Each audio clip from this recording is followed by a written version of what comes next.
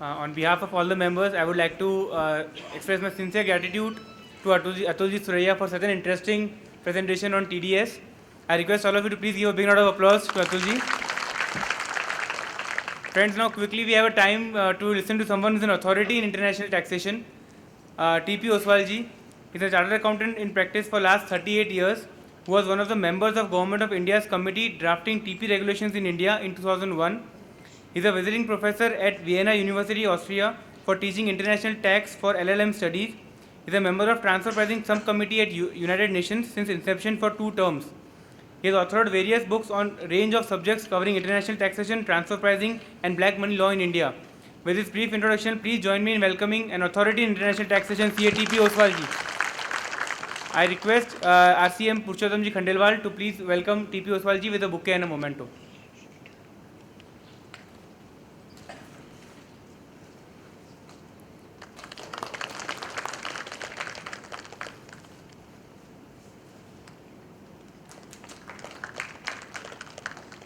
I just forgot to mention his firm TP Ostwal and Associates has also been rated as one of the best firms of India, consequently for 8th year in 2016 for practicing in international tax by World Tax. It is leading tax firms. So with this, I request Ostwal ji to please take over.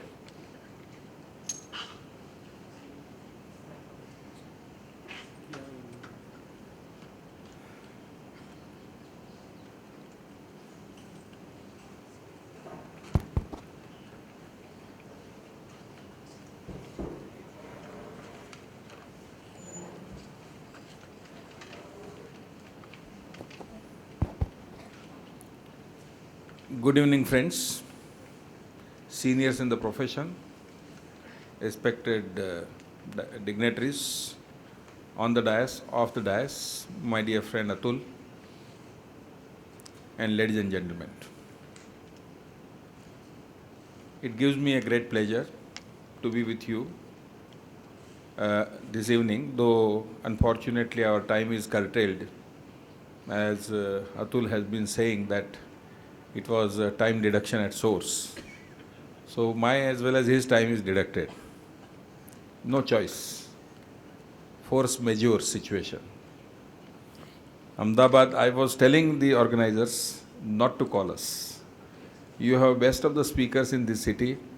They can contribute to this subject, which is not a new thing. The reason being, the time schedule of the flights are so bad because of the airport, air runway is under repairing. So it was not possible, and he said, come in the morning, we will take you through Ahmedabad. I said, how many times I can go through Ahmedabad? Number of times. One of the reasons why India's tax treaty with USA, I'm giving you one anecdote. We started negotiating tax treaty. All of you must be knowing at least something on the treaty. India has 92 tax agreements with other countries.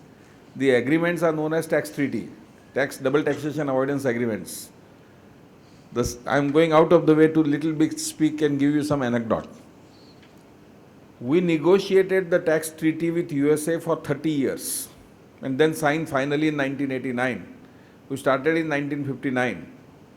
And reason was very simple.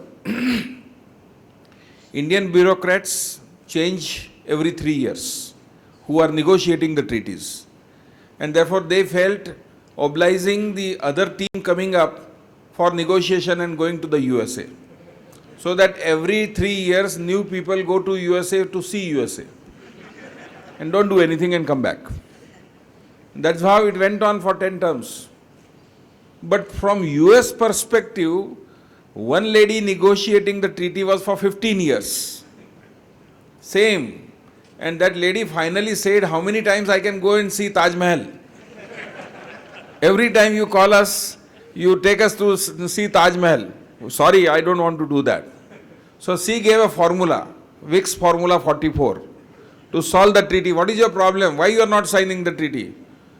The Americans said, your fees for technical services is not acceptable to us. The tax sparing clause is not acceptable to us. It is not our policy to give it. India says we have a policy to have tax sparing in all treaties. So the impasse was created. India said, if you give tax sparing to any other country, particularly China, you will give to us. Tax paying is nothing new. Without an American company doing business in India, they get tax incentives. They don't pay the tax because we needed foreign capital, and when we needed a foreign capital, we wanted to give incentive to them.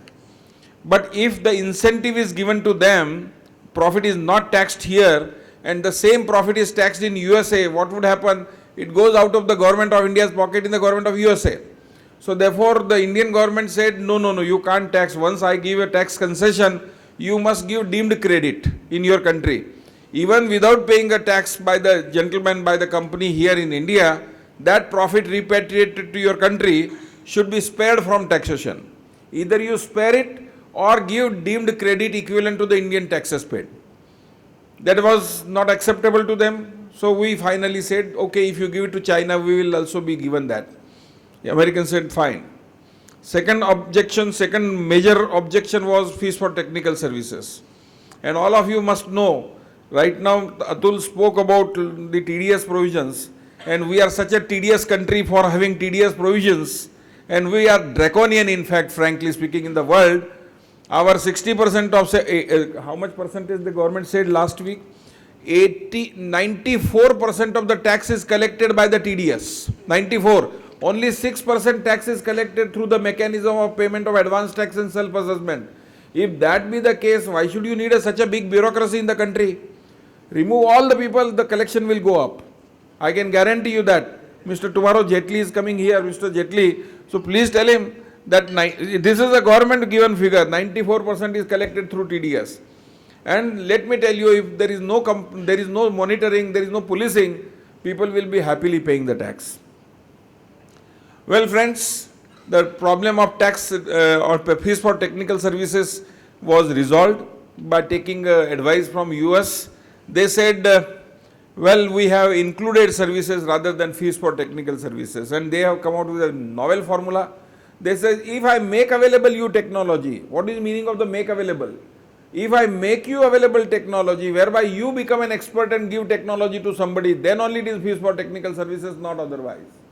And that the government of India didn't realize at that time, they accepted blindly because it was too much of a time, 30 years. Now people also, by the time the country also became quite liberal, 91 we opened up the economy for inbound investment. So it means virtually our rules were relaxed.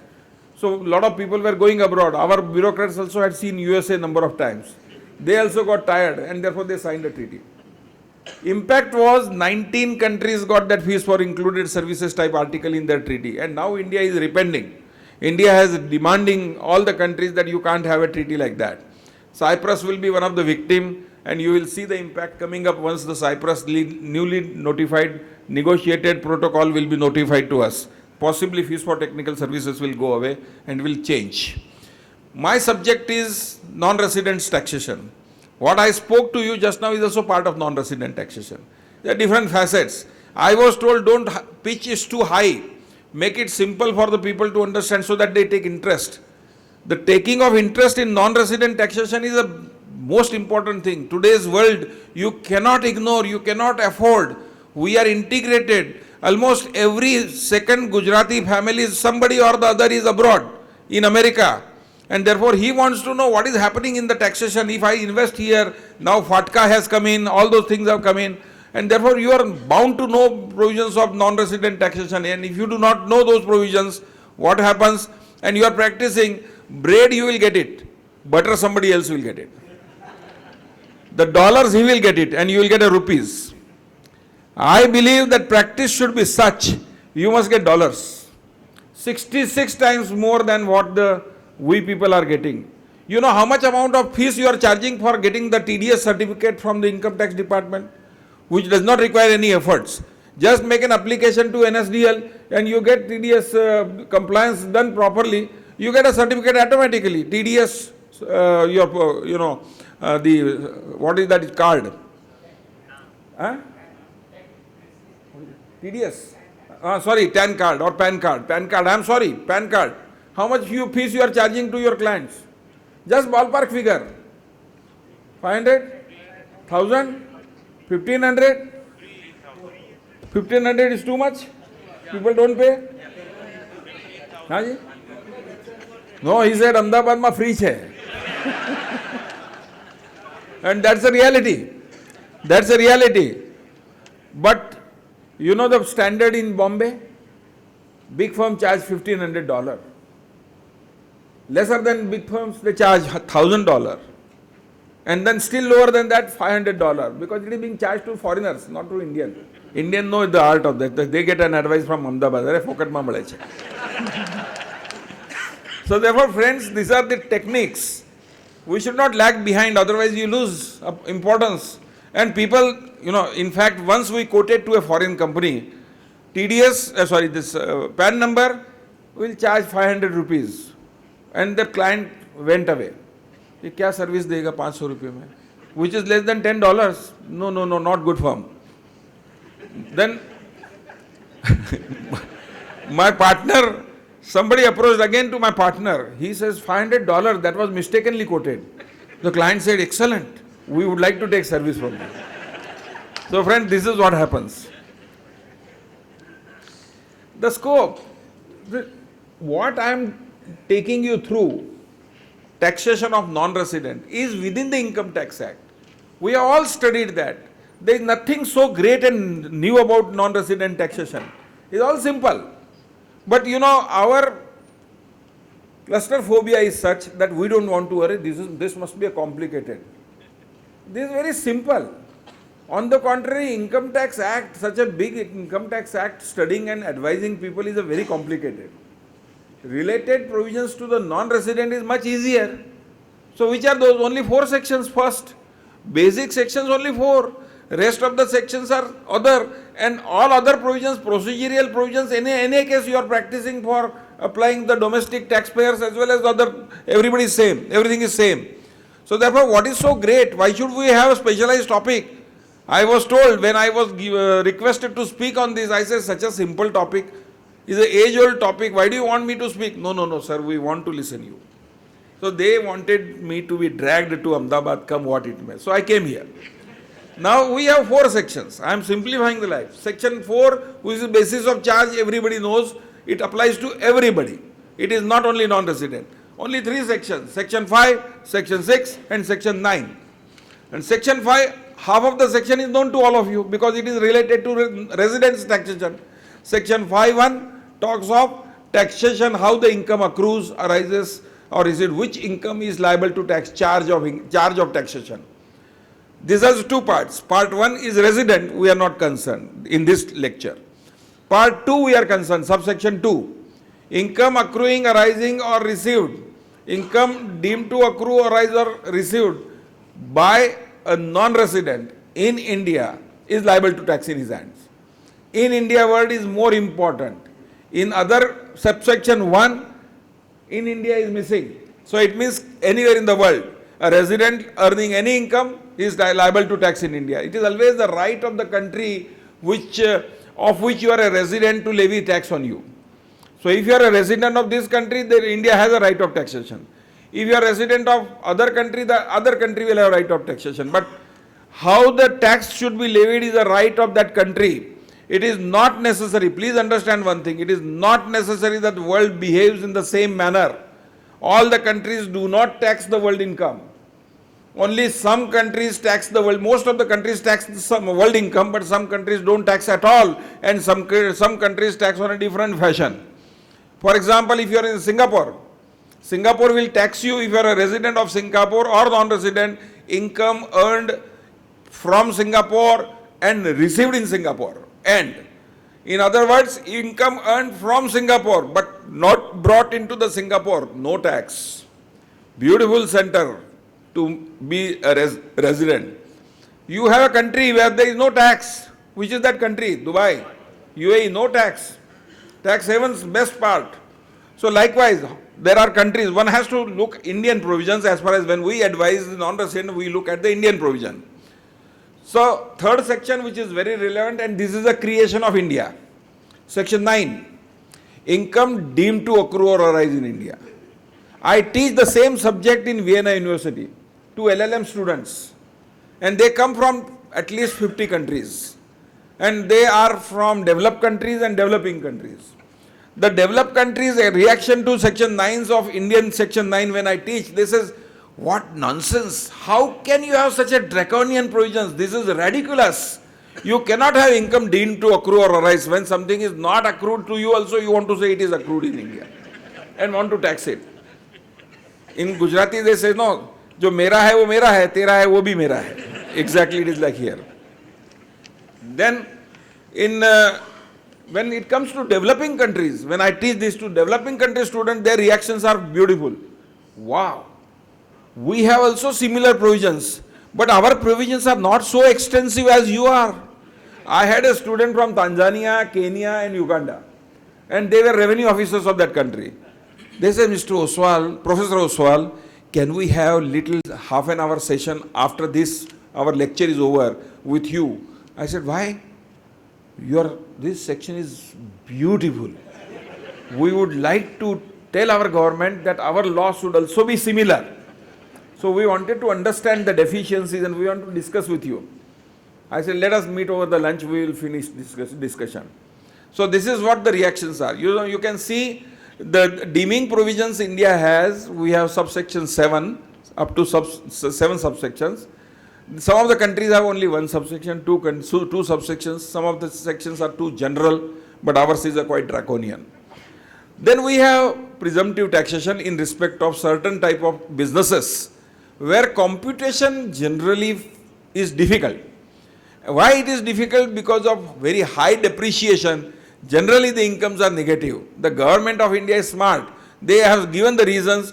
It is very difficult to compute income of such businesses. So we would like to have presumptive taxation. Because otherwise you don't get anything. Airlines business, depreciation will be so large, income cannot be taxed.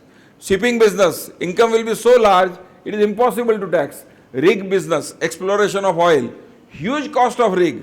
Depreciation, if it is claimed, you cannot have income, positive income. So they have brought in these deeming provisions. And foreigners feel, wow, at least life is simple. Pay so much of a little bit tax and get rid of that. The most important, the heart of the provisions of Income Tax Act of non-residents taxation is Section 90. Section 90, Section 90A and Section 91. 90 and 90A deals with the double taxation avoidance agreements. India has, as I said to you, that we have 92 or 93 full-fledged double taxation treaties, full-fledged. There are different type of treaties we have. And now in the today's world, the treaties have become more important. Exchange of information. Some of your friends' name must be there in Port Colis leak list.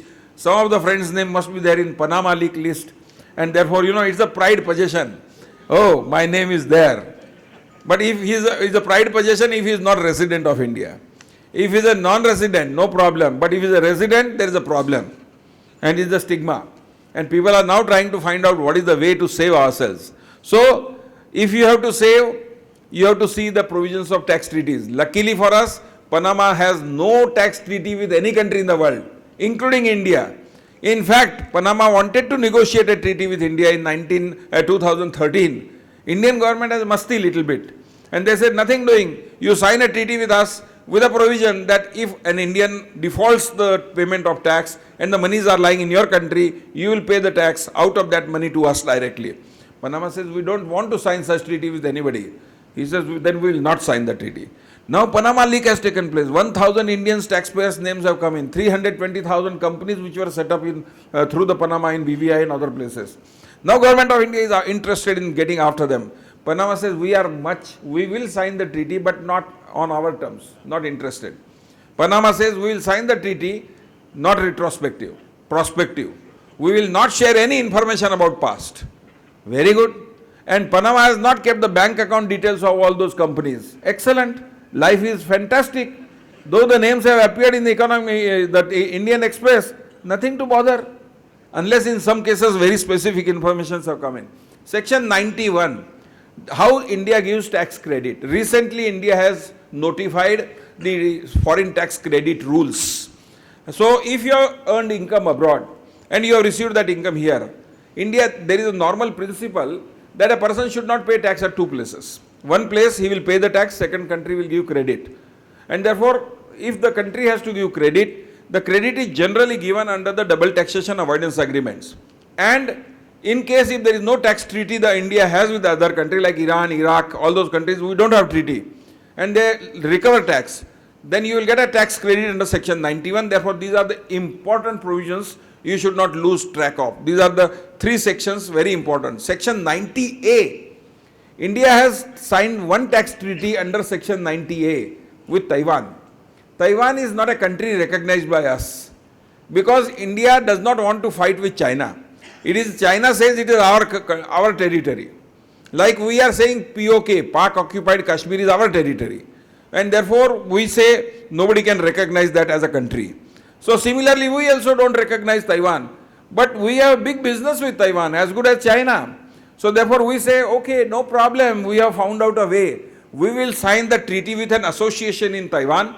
We recognize that association, and they recognize an association in India.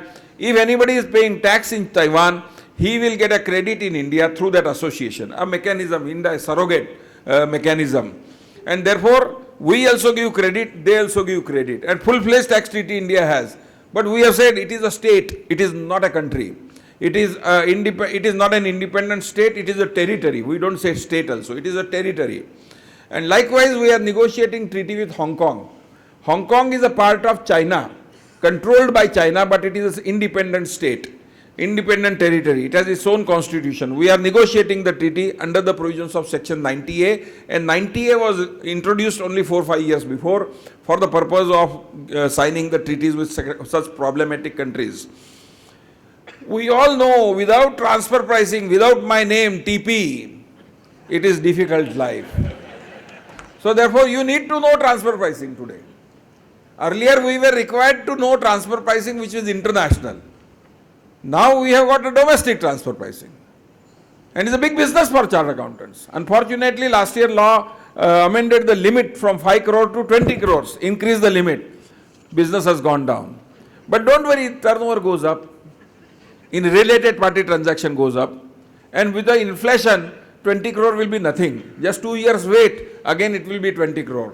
And therefore, big business opportunity. You need to know what transfer pricing provisions are, how to apply.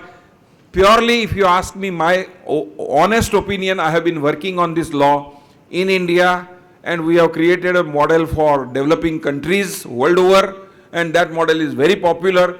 But purely, if you ask me a question, is a simple economics theory. 100% theory bogus. But bogus or otherwise, it has a statutory recognition. All 5 methods, cup method, cost plus method, resale price method, TNNM method, and profit split method. But by all methods, at least in commercial sense, Gujaratis and Marwadis can quickly understand, all the answers by all the methods must be same. Then only you can say the price is correct. But none of these methods can give you the same result. And this is some big dichotomy of transfer pricing. Unfortunately, that is the way people understand. That is what the OECD has made fool of all the world. And the UN is now trying to follow that. We are part of it. And we want to create this similar regulation because we don't want to be out of the world, out of the stream world countries. Only one country in the world does not follow this mechanism, that is Brazil. Brazil says this is nonsense. We believe what we say, transfer pricing should be like this, it should be like this.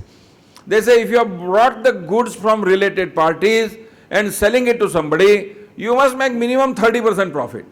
Fixed margin method. If you do not make 30%, we will assume 30% is your profit and tax it. That's all. They don't believe. Earlier it was 60%. Now they have brought it down to 30%.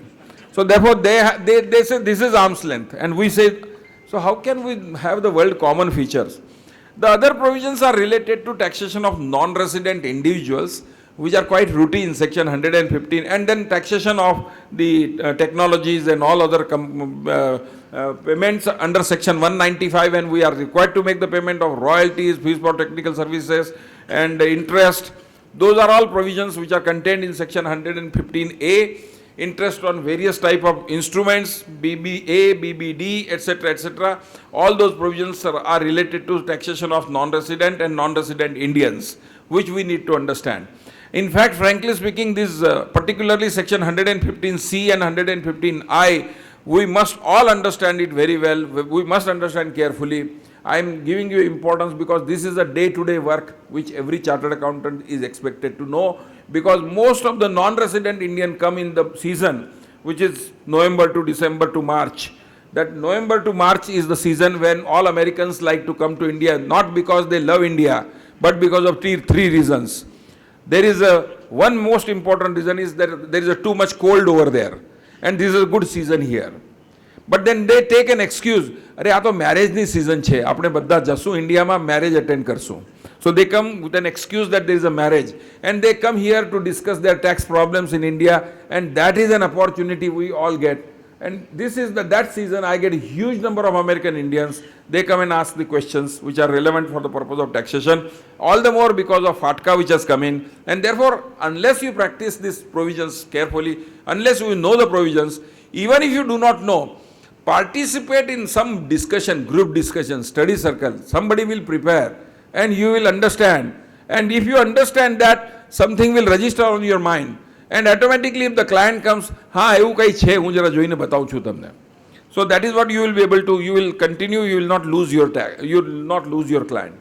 Section 4 is very simple, basis of charge. We all know income of that year can be taxed in that year, and if it escapes, it escapes. It cannot be taxed unless it is reopened.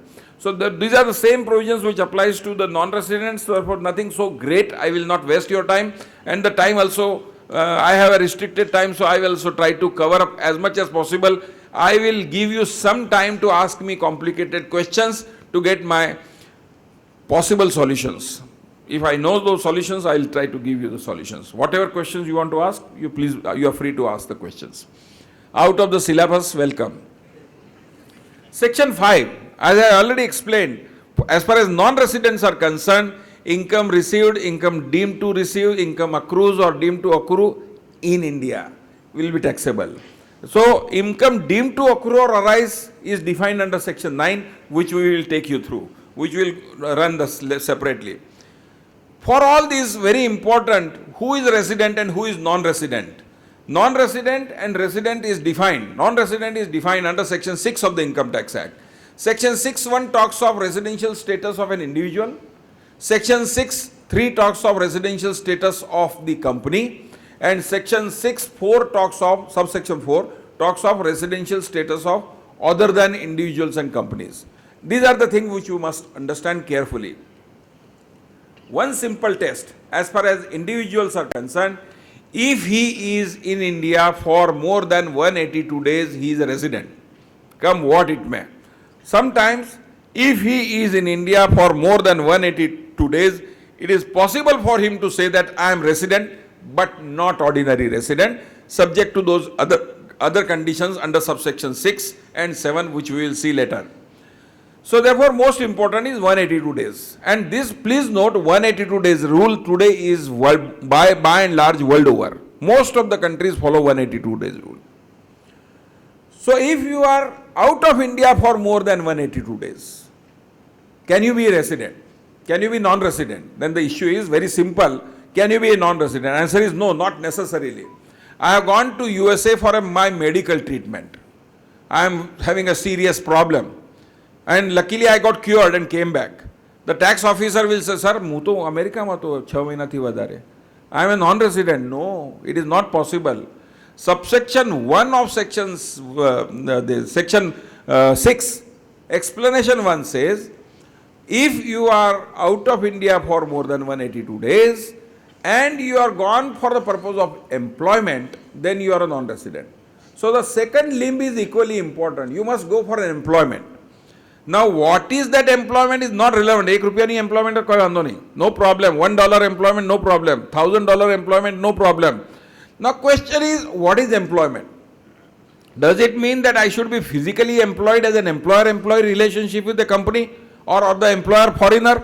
Answer is no. Employer-employee relationship is not discussed in this section.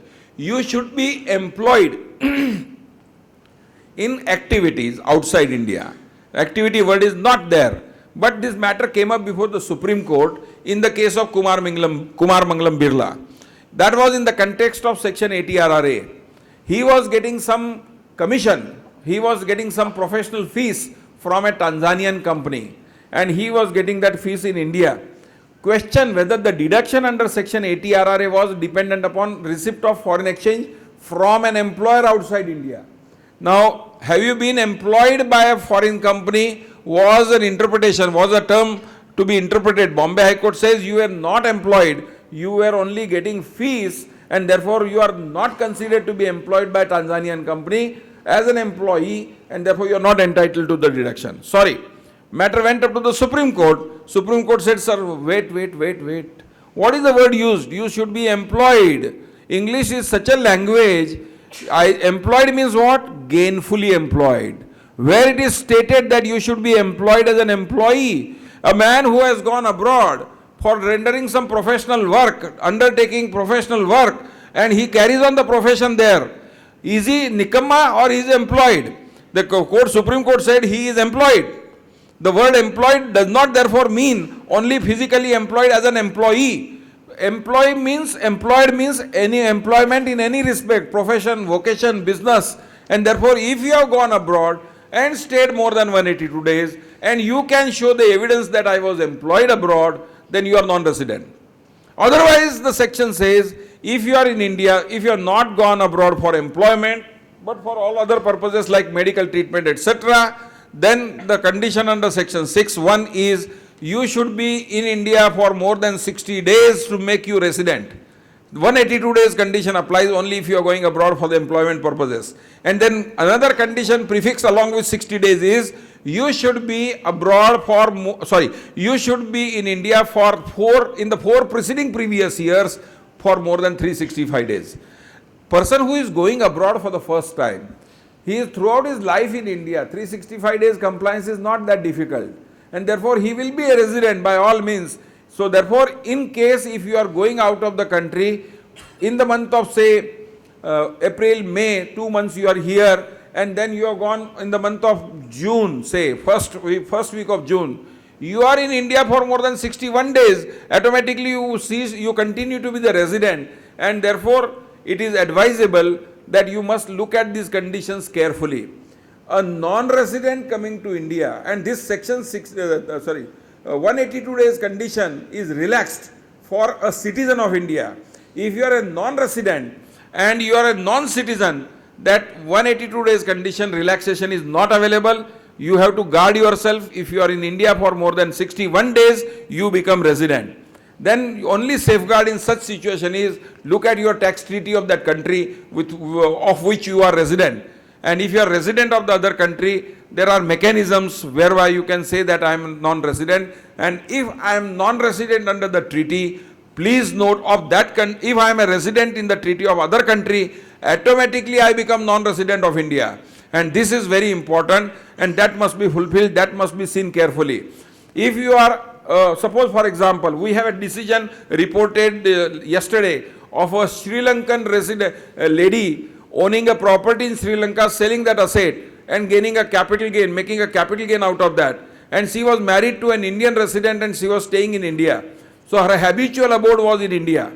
And therefore she said, I am a non-resident, income is taxable only in the Sri Lanka, and Sri Lanka does not have capital gain tax, so I will not be paying any tax. India has liability to tax on a capital gain irrespective of fact where the asset is situated. But since I am a non-resident, I am a resident of Sri Lanka under the treaty, therefore I will not be, should be regarded as a non-resident. Courts, tribunals examine the provisions carefully.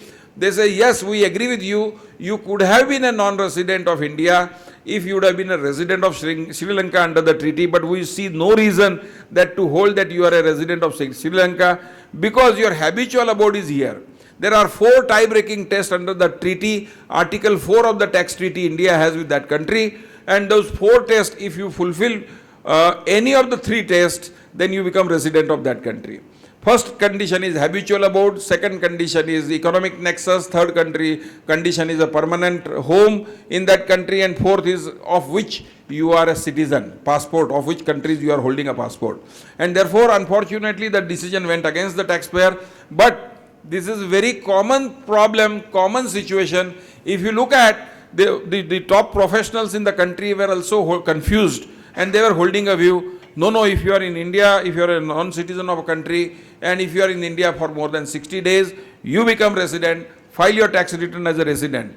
The moment I file the tax return as a resident, everything applies to me.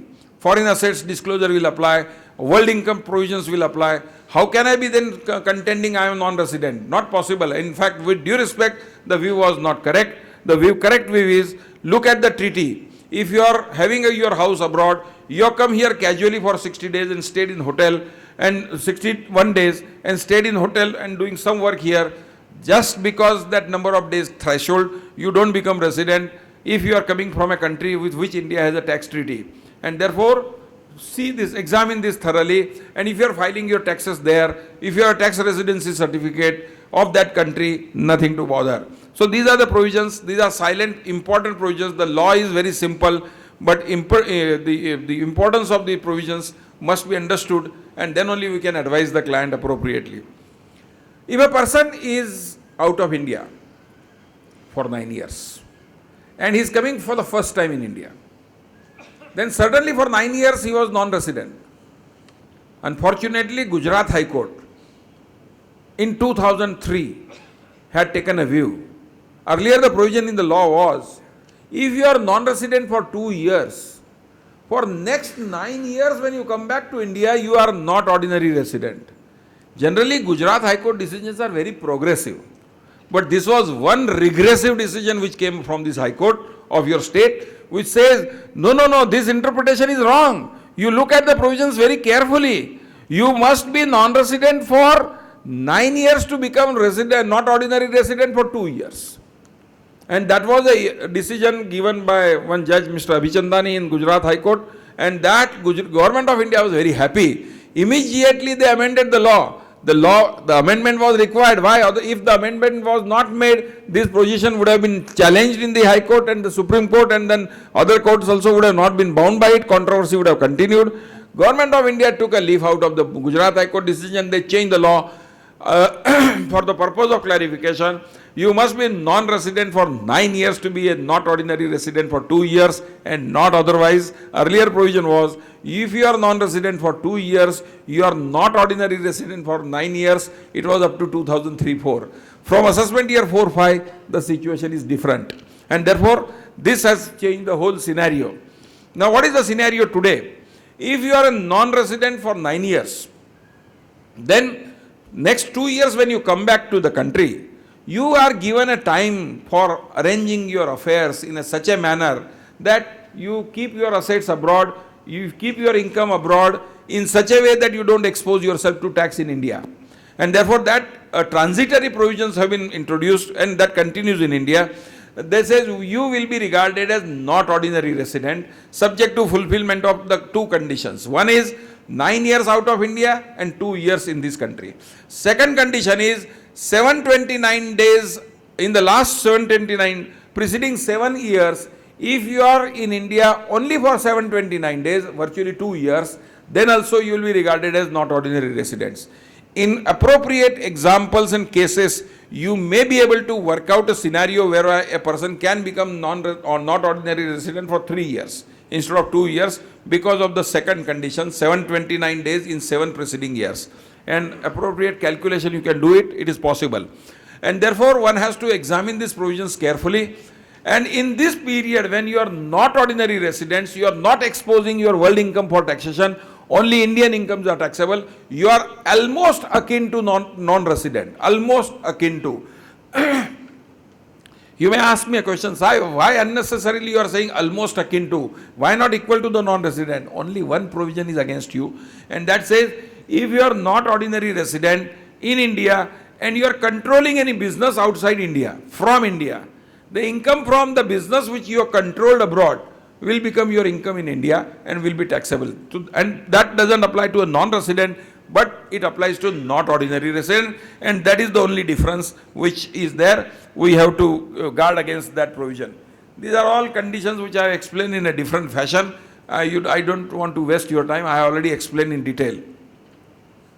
The next is company residence. In the case of companies, the residential status was based on, up to assessment year 14-15, was based on control and management of the company. If it is wholly situated in India, it was considered to be resident of India. What do you mean by control wholly situated in India? People we used to plan, oh, I have a company abroad, I have some directors abroad, few directors in India, meetings were taking place abroad. So part of the control was in India, not the full control. The company continued to be non-resident. And that was a major problem with the government of India. Government of India felt, I can't tax that income of a foreign company at all because the company is non-resident. And we have seen the principle under Section 5. If you are a non-resident, your world income cannot be touched. Only Indian income can be touched. Now, the government of India was trying to solve the problem, how to tax. Our desire to tax, that lull to tax does not change, does not go away. We want to somehow or the other tax the taxpayer. Whether it is rightful or wrongful, we don't care. So therefore, we have changed last year a law. Instead of control and management, we brought in the new law. Section 6, subsection 3 was changed. A company is said to be resident of India if it is effectively controlled from India. Now what is that section says? Effective management. If the place of effective management of any company is in India, then the company is resident of India. What do you mean by place of effective management? He says, the government of India says, we don't care. This is a term known to all of you. In our all tax treaties, we have got for ages this term. From 1955, we have signed number of tax treaties in which this concept is there. We said, but sir, none of the countries have this concept of deciding residential status primarily on the basis of place of effective management. No. They may have the problems, different problems, but our problem is we want to have these provisions. And then there was a huge representation made. What do you mean by, first of all, what do you mean by place of effective management in India? They said, place of effective management means where commercial and management decisions of the company in substance of a company as a whole are taken. Now, commercial and management decision, at what level? We don't care. Please give us guidance. Should the directors be deciding this or subordinate staff should be deciding this? No, we don't care. You decide. What is the, so therefore everything was in a vague fashion. Place of effective management means place where the management and commercial decision in substance of the company as a whole are taken. Tata's Chorus, Jaguar, full-fledged plant in UK, full-fledged management team in UK. But if the Tatas are Indian, all the decisions, what they should produce, what they should not produce, what finance should be raised, how best way finance should be raised, all the decisions will be taken in India. Which market you should test apart from what you have done. Every stage there will be interference. The board of Tata Sons and board of Tata Steel and Tata Motors will decide every matter. And then they will communicate. So the question is at what level place of effective management is. And the government came out with a stupid guidelines.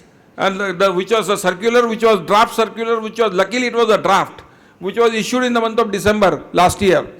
And that was so horrible circular that they had no clue what they are talking.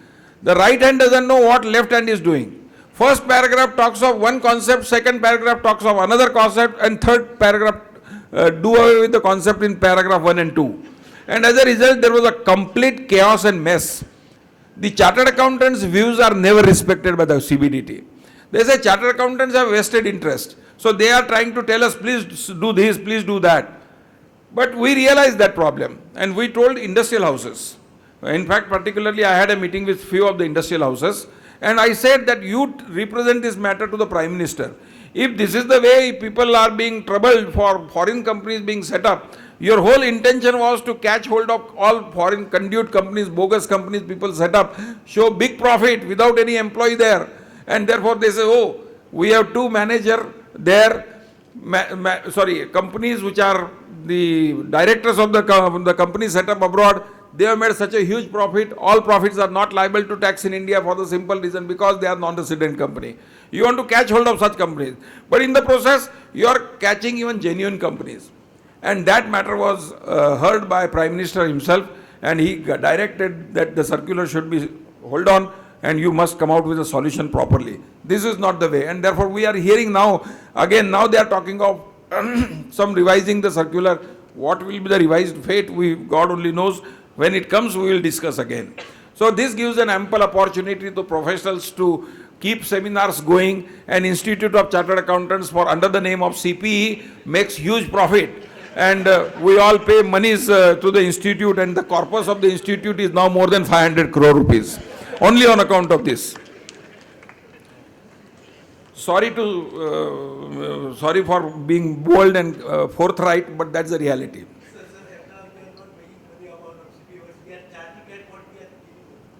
No, that is what you believe, but reality is not. You ask members. In fact, I don't realize, I don't see why education, the direct tax refresher course should be free. Only token fees, 25 rupees, you register. And एक बाहर counter लगा दीजिए नाश्ता पानी का, they will pay out of their pocket. Why do you do that? Because honestly, this is what the reality is. Such a big profit, क्या करोगे लेके? Government of India is denying you exemption under section 11-12, saying that you are no more an educational institution. Pay the tax on a commercial activity. Sir, we need your contact details. Beg your pardon? My contact detail is at the end of this slide. So friends, these are the provisions. As far as non-company and non-individuals are concerned, section 6(4), which says if whole of the control, as far as companies are concerned, we have seen the old provision was, if the company's whole of the control is situated in India, it will be resident. But for other than companies, the rule was, and rule continues to be, if part of the control is situated in India, it will be regarded as the company or that assessee will be regarded as a resident of India. So we always advised a partnership firm, if you are setting up a firm abroad, don't be a partner of a firm, because you will be alleged that part of the control is with the partner in India, and therefore that firm abroad is a resident of India and pay the tax here on whole of income. Most of the people set up the partnership firm in Dubai, make a gold trading, make all the trading, make a good profit. The Indian profit ratio is much lower than the Dubai profit. All of you know why. It is because of that. And therefore, if you have a partnership firm and doing that work, you will be resident of India and pay the tax here. So therefore, if you still want to do a partnership, create an Indian company, create an Indian company subsidiary abroad, and make that subsidiary partner of a partnership firm in that country. Don't make direct Indian partner so that the control, part of the control becomes situated in India to avoid the Indian tax problems. India's is the most draconian tax problem. And if an Indian can resolve all the tax problems in India, I guarantee you, you can even resolve the tax problems of USA also just by going in USA. US code, income tax code is 9,900 sections. Indian income tax is 297 sections. And this a US consultant cannot advise you just by heart without any looking into the papers. They have to refer to every time a particular section, the code of the US tax code, and then give an advice with such a complicated provision. But an Indian, I guarantee you, you can be master there as well. Now, friends, as far as we have seen that income deemed to accrue or arise in India, now question is, what is accrues? Accrues and what is arises? Arises means the income which you are entitled to receive. Entitled to receive means on accrual basis in our accountancy term. As an accountant, we can understand mercantile basis, accrual basis. And received is on a cash basis. But when it comes to deemed to accrue or arise in India, what is that? India has created a rule. India has created a rule of income deemed to accrue or arise in India. And all of you know the celebrity decision of Vodafone in the Supreme Court, which was hanging on Section 911 of the Income Tax Act. Section 911 says, if a non-resident has business connection in India or through or from any property he earns an income, or through or from any property he earns any capital, he has any capital assets situated in India and income arises on account of that, or if he has any source of income, or he has transferred any asset which was situated in India and earned an income, the income will be deemed to accrue or arise in India. So what is business connection? Later part of the section is very clear, one can understand through or from. But we say we can understand, the tax officer did not understand that. The tax officer said, no, our meaning is different. And that's why I said if the holding company is in Cayman Island and the whole Cayman Island company under the 12 different layers, through that 12 different layer was holding asset, a company in India, that is Hutchison, and that Hutchison was sold by a Hong Kong company to a Netherlands company. Both the transaction was outside India. Our genius tax officer took a view, hey, ultimate asset was situated in India. So therefore, the capital asset was situated in India. He added one word, capital asset was indirectly situated in India. And therefore, you are liable to tax in India. But where is that written in the law? It is not written. Supreme Court, the matter came up before Supreme Court, and Supreme Court exactly used the same term. Where is that direct or indirect? This section talks of only direct. Section doesn't talk of indirect. First of all, it is a deeming provision. You are further deeming, within the deeming. And therefore, indirect transfer is also taxable in India. So say, sorry, look at the provisions, not look through the provisions. Vodafone judgment came in, and the consequence of Vodafone judgment is nightmare for the students. Because so many explanations have been added. I can understand professionals have the interest to read the sections because he makes money out of that. But the students has difficult life. He says through or from means what? They have got explanation, and the explanation travels so much that if you have got a foreign company, which foreign company ultimately holds the shares in an Indian company, the shares of such foreign company will be deemed to be situated in India. Where from you are deemed to be, the foreign company shares have never come to India. No, it doesn't matter. We don't need them to come to India. By law, we are bringing them into India. So they are deemed to be situated in India. And therefore, once they are transferred, you are paying tax in India. So therefore, you have section 9(1). I have time? Enough time? So because I am only on 9th schedule, slide number 9, and I have 68 slides, but out of that 68 slides, 10 slides we discussed with Atul that he has already covered equalization levy and blah, blah, blah. So therefore, I will not waste your time. TDS provisions, I will not waste your time. And rest of the slides, I will not waste your time. So we have section 9. And this is very important. As I said to you, there are 3 sections. If you make them by heart, if you become expert, you read all the literature, get confused first, and remove the confusion. If you remove your confusion, which is not possible because we have got 18, 19 high courts, and by the end of the day, you get 20 decisions on the tax sutra, and by the time you understand something, it is totally de-understanding. And therefore, next day morning again the batch starts with a new explanation. So therefore, our life is such a challenging but interesting. Why interesting? Because this is an opportunity for professionals. So first subsection, what is business connection? This matter came up before the Supreme Court in the case of R.D. Agarwal. One decision of R.D. Agarwal which came in. What the Supreme Court said, business connection means continuity of relationship. If the transaction is taking place with a non-resident and resident, recurringly, continuously, then only there is a business connection. If the transaction is singularly, in a year, one transaction, it is not a business connection. So therefore, this was landmark decision of Supreme Court in the case of R.D. Agarwal. And there was another decision of a Supreme Court, Birendra Kumar's case, where they said business connection includes professional connection. If a man is abroad, he is rendering services to you regularly, he is a retainer for you, then he is receiving fees from you, is a business connection. And therefore, his income will be deemed to accrue or arise in India, you will be paying taxes on that. Friends, when you are in trouble, your payments are going to the non-resident, and your colleagues in your office who are smarter than you, the non-resident experts, and they tell you, sir, there is a business connection. Then you must immediately become over smart and say, hey, I know about it.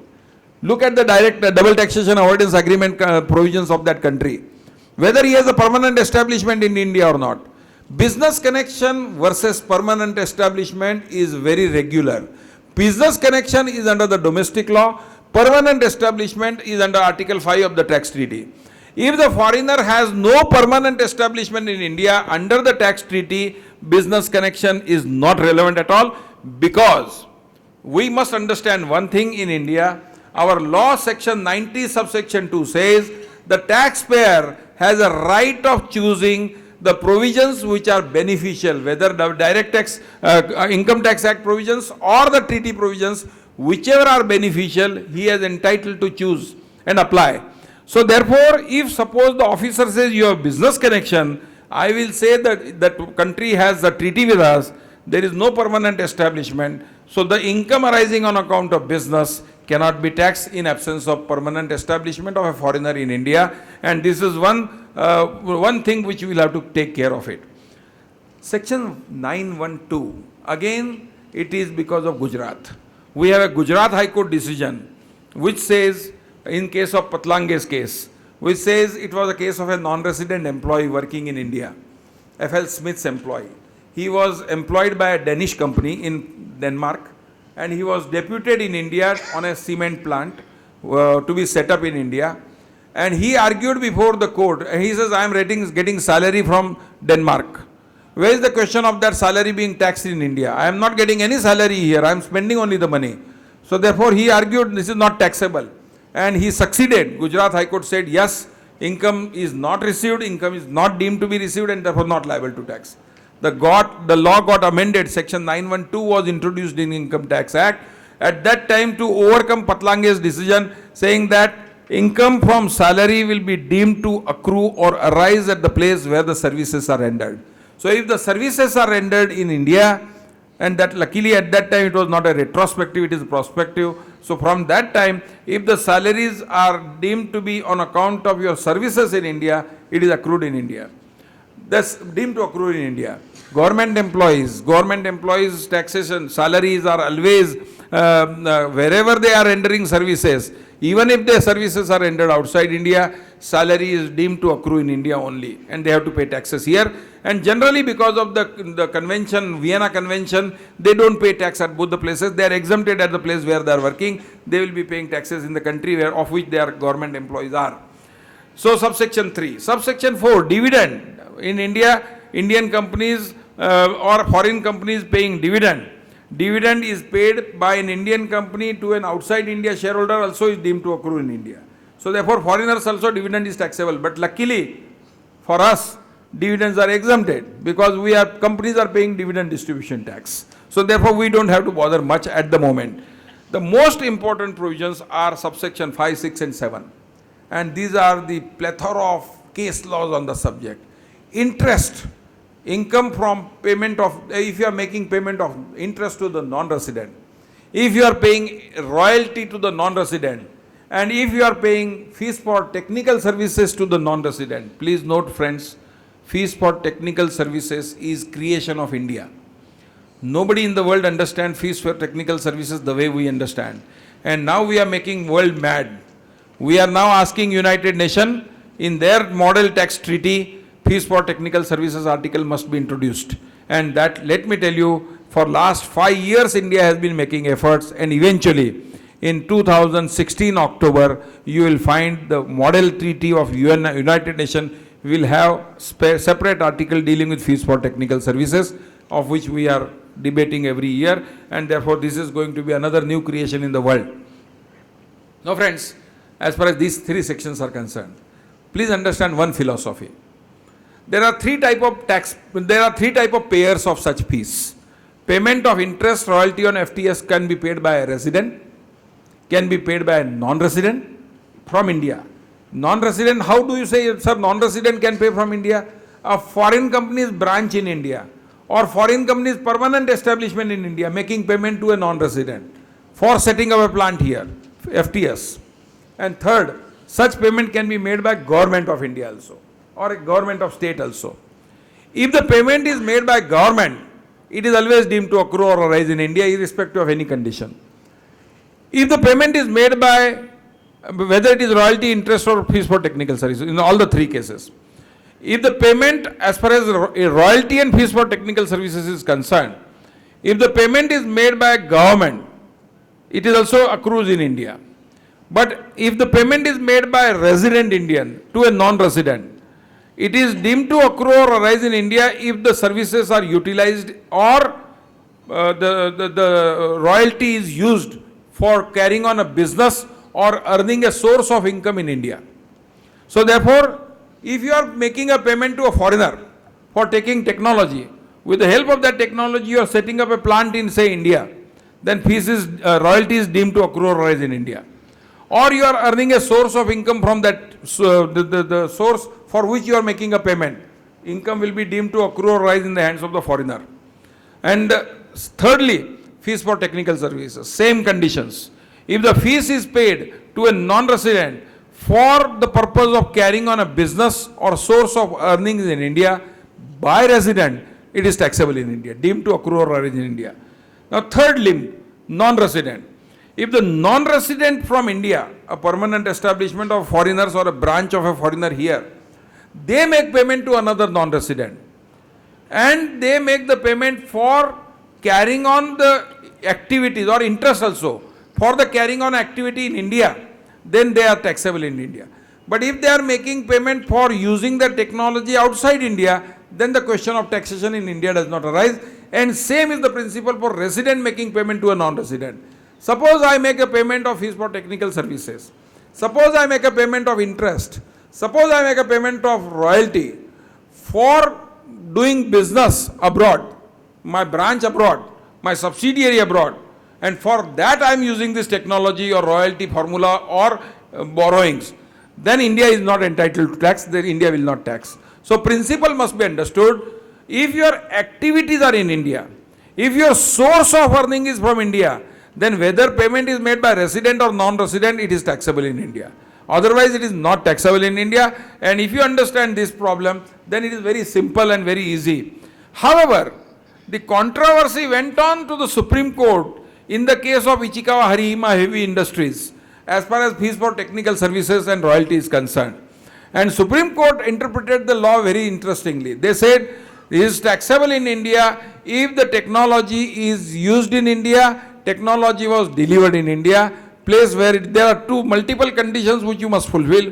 One of the condition was not fulfilled, they say not liable to tax. And even the service is not taxable, royalty payment is not taxable. It was a case where the technology was given by a Japanese company in Japan.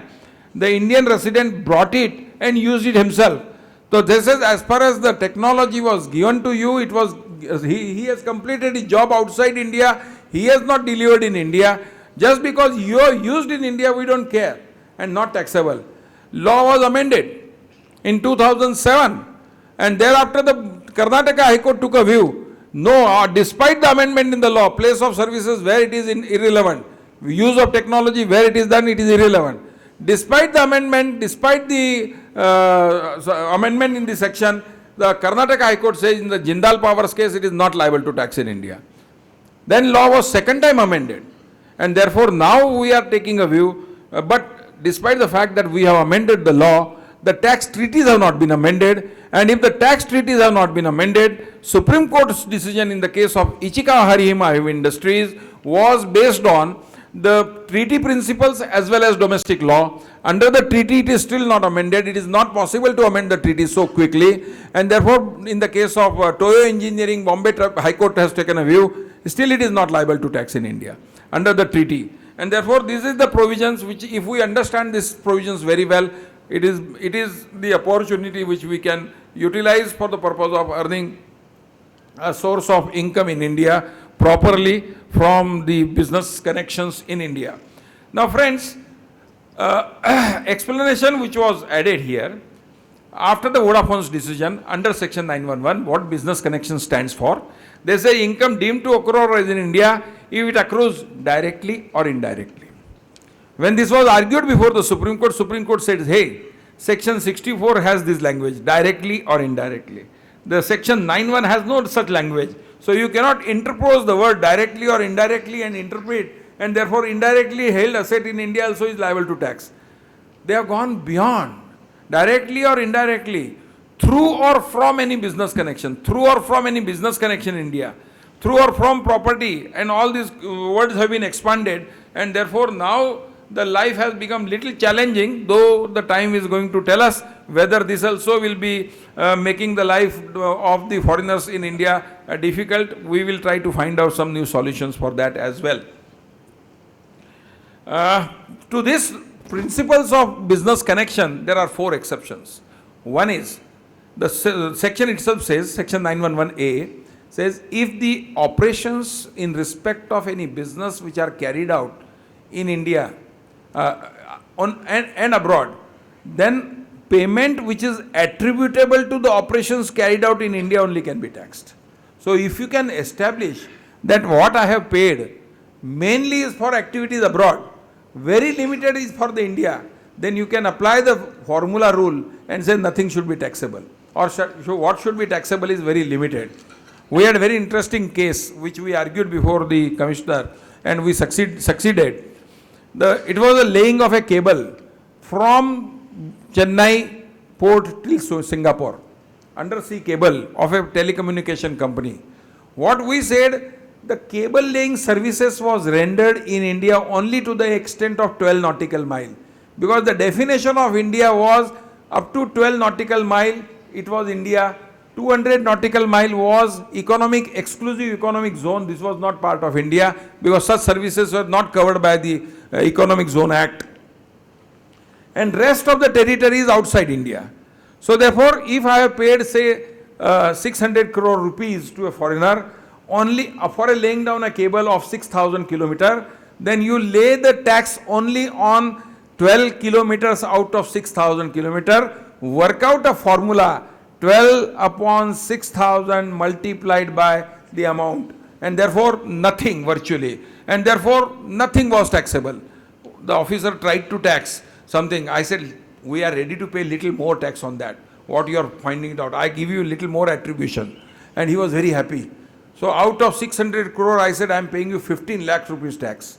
He was too good. He says, excellent sir, pass the order. 197 order was passed. And therefore we succeeded. The problem was on account of some other issues which we resolved it through the CIT appeal. And before CIT appeal, we got even that refund of 15 lakhs of rupees. You have to take out first of all your hand which is caught by the officer by getting an order, whether tax is payable or not, little bit, pay little bit tax, and then succeed before the CIT appeal. There is no problem. Income from the purchases, activity for purchasing the goods in India. If a non-resident is confining his activities only for purchase of goods in India, then income is not taxable on account of that purchase of goods.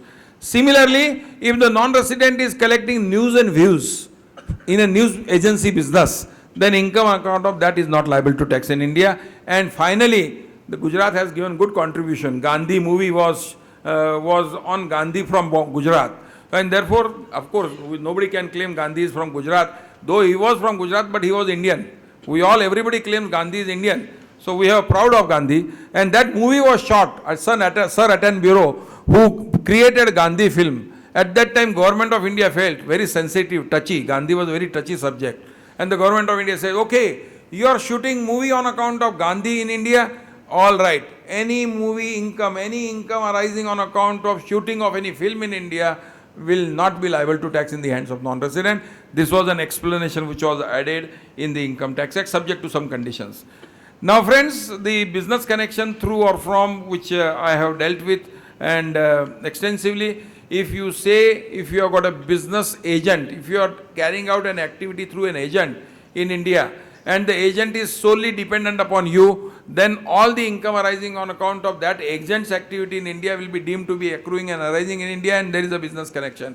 But if the agent is an independent agent, he is acting on behalf of number of principals, then that will not be treated as your dependent agent. Is an independent agent, that income will not be confined to your income, that will not be treated as a business connection, and income will not be taxable in India. There are a number of decisions which I have already given you, some of them. I will not waste your time. And then there are a number of explanations which have been added in the Income Tax Act. What do you mean by through or by means of or as a consequence of or by reasons of? They have said now, whenever the term used under section 9, through or by means of, means it also includes as a consequence of or by reasons of. This is an explanation 4 which was added. Explanation 5 which was added in the Income Tax Act is again draconian. It is clarified that asset or a capital asset being any shares or interest in the company situated, registered outside India, the shares will be deemed to be situated in India. And that was also another explanation which was added. So these are the problems India solves through amendment in the Income Tax Act. And then we have, when the problem became so aggravated, all foreigners started demanding, this is ridiculous. How can you say just because I am holding a shares of an Indian company, you will tax that income? The government of India, some successive ministry realized, and they said, no, we will give you. This government was more sensible than the earlier government. They came out with some explanation, says, if your assets are, earlier section was, if your assets in India are substantial assets. Now they said, if the assets in India are more than 50%, and how to value those assets, another complicated rules have come in. I am quite confident these complications will get resolved sooner or later. But now today the rule is 50% of the assets, if they are situated in India, more than 50%, it is liable to tax in India. So suppose a foreign company has 2 subsidiaries. One is in India and second is abroad in Malaysia. And the Malaysian subsidiary is bigger than Indian company. Malaysian subsidiary is a 60% and Indian is a 40%. And the holding company of that is in Cayman Island. And you sell holding company totally. Then what are the Indian assets? Only 40%, less than 50%, nothing is taxable. So therefore, you have to plan out your affairs in such a way, whenever you want to sell your businesses, create another subsidiary company in some tax haven, create some entries in the books of accounts, and some intangibles, tangible and intangible assets both have to be taken into account. Creating an intangible is not that difficult.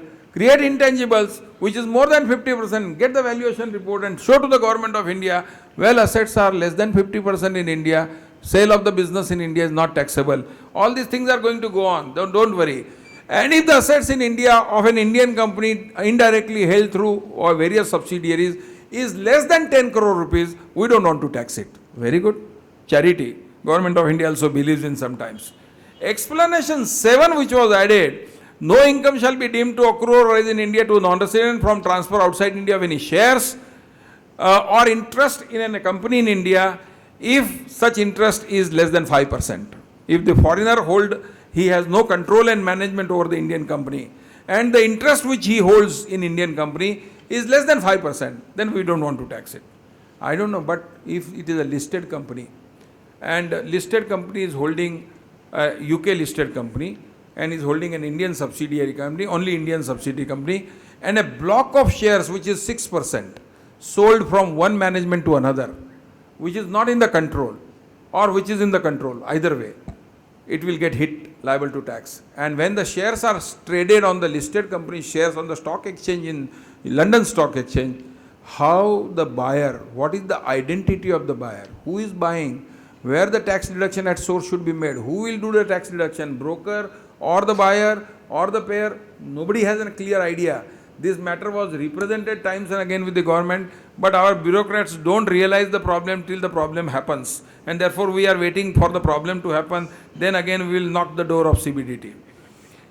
Well, indirect transfer, how the valuation should be done, CBDT has come out with a clarification, again obnoxious. They says we will take the asset, don't deduct the liabilities. We add the value of liabilities and then value the assets and liabilities put together. It is ridiculous on the subject, but nevertheless this is the rule, at least something is better than nothing. What is property in India? They have said it does not only include land and building, but it also includes tangible and intangible assets, everything. And source, etc. This clarification, I don't want to waste your time. Section 912, I have dealt with other subsections, interest, royalties, dividend, and fees for technical services, I have explained. Pension.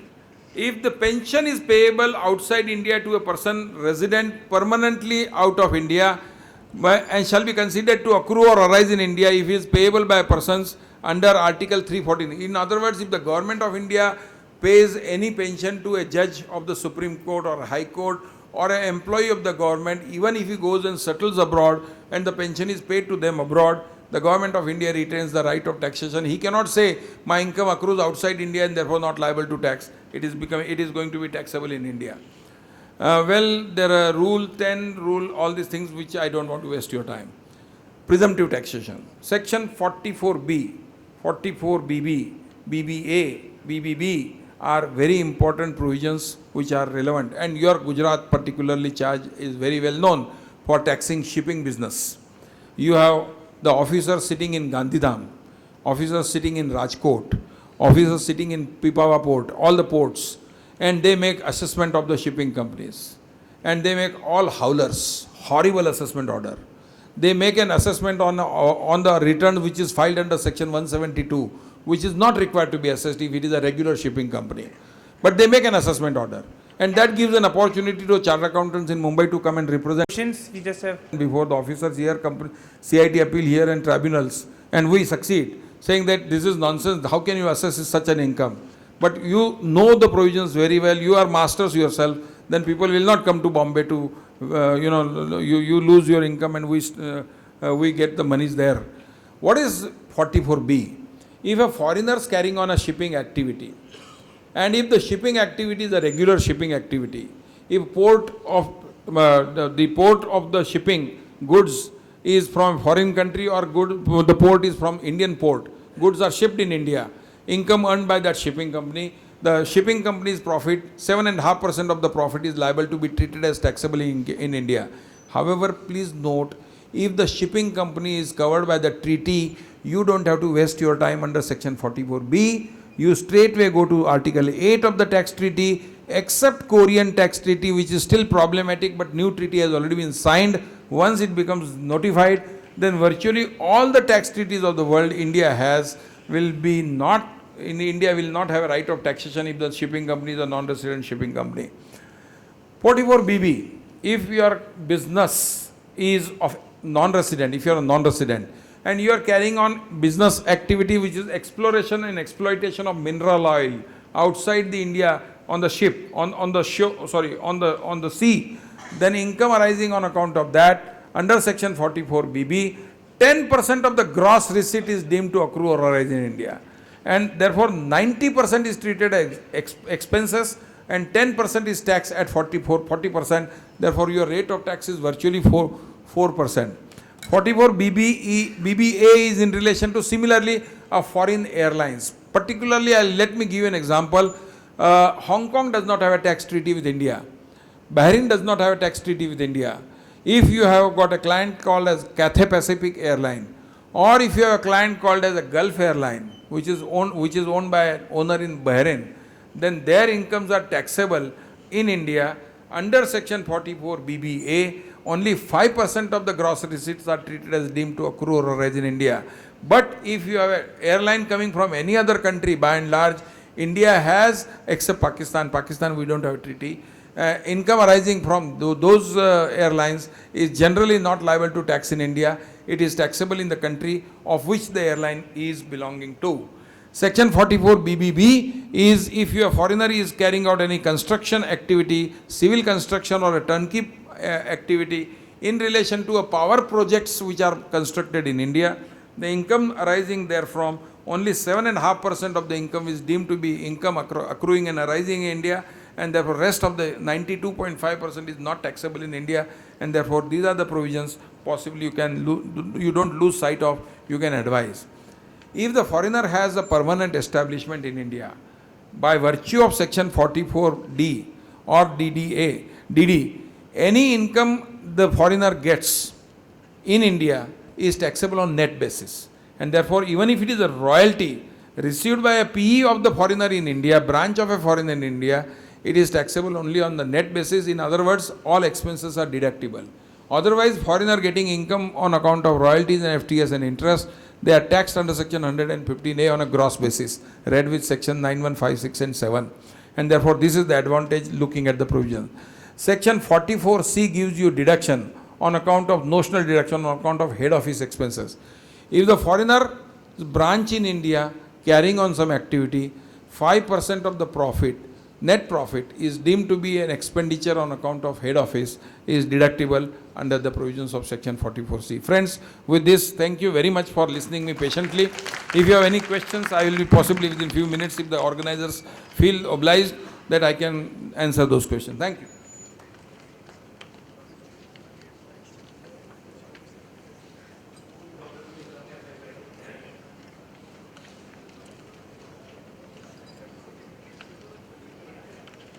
As far as non-resident Indians, if he is returning to India and if the deposits are the FCNR, to the tenure of the deposits, the interest still continues to be exempted. Both. After that, it will be taxable. Okay. NRE, FD and FCNR also. FCNR deposit. NRE has no tenure. NRE account is like saving account. No, NRE FDs are there. NRE term deposits are there which are maturing in 2020. That is, they are called as foreign currency, non-resident rupee deposit account. That's right. Yes. Possibly it will be exempted. They will be exempted till the maturity. Thank you. So one last question, please.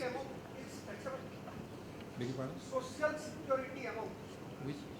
Sir, social security amount is asking. Social security amount received by a person while he was in India. Achha, of the He was US. staying for 15 years in abroad, and for the last 2 years he is in India, and he is getting social security amount In from USA, in in his USA. own account. Yeah. Then if he is receiving in his own account abroad and only 2 years, he is not ordinary resident. Where is the question of taxation in India? After 2 years. No, you asked me 2 years. After 2 years. Now if you are saying after 2 years, Yeah. social security is like a pension. Why should not be exempted? Why should it be exempted? It is taxable in India. Okay, last question you can have. When NRI sell the property in India, whether the buyer is required to deduct the TDS or not? And NRE is holding a property in India, they sell it. selling property from it. They are selling the property in India. Whether the buyer is required to deduct the TDS or not? Like, and Obviously, yeah, and if yes, can they resort to the non-discriminant clause and add up the TDS rate of only 1%, which is applicable to the TDS on the rest? that provision, in my opinion, will fail because, sorry, possibly your argument is correct. It is possible for somebody to use non-discrimination article because, in fact, if you look at the provisions of TDS on account of disallowance of non-deduction of tax at source for non-resident under section 40A1 was there in the law, and when the non-discrimination argument was made, because residents were not required to deduct, when the payment of this type of was not required, when made by to the resident, there was no TDS required to be made, and therefore in the case of a Herbal Life, the Delhi tribunal for the first time took a view, this is a discrimination and therefore not entitled to deduct under the treaty, therefore he is not required to deduct. And that decision has now been confirmed by Punjab and Haryana High Court or Delhi High Court, if I am not mistaken, recently. And therefore that argument can be made. I agree with you. So on behalf of all the members present here, I express my sincere gratitude to TP Ostwal sir for giving his precious time and enhancing with the knowledge on non-resident taxation. Sir, your lecture was like a Dhoni 6, last ball the hit. The last session of our DTRC has ended on a real high. I thank you so much. Please give a big round of applause to TP Ostwal sir. And with this I conclude the DTRC. I would like to thank Purushottam ji, who has been a driving force behind DTRC. All my committee members, Manan, Deep, Dishank and other members who are not here, but they have worked tremendously hard for this. And above all, thanks to all of you for making this a huge success. Thank you so much.